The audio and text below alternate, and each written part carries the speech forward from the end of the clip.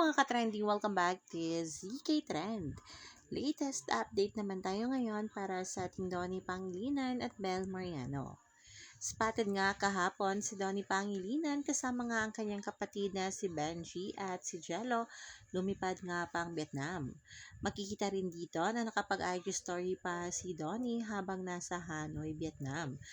At dahil nga LDR ngayon itong ating Donnie at Belle, expected na may mustache nga itong ating Donato.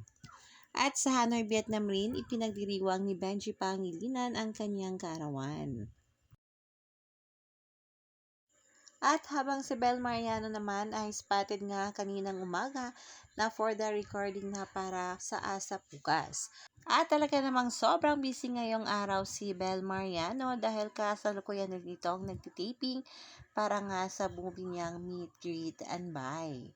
Marami nga syempre ang talaga namang mapapawal ka talaga sa time management ni Donnie at Belle na kahit nga sobrang busy nila ay talaga namang nakapagbigay pa sila ng kanilang me time para sa kanilang sarili.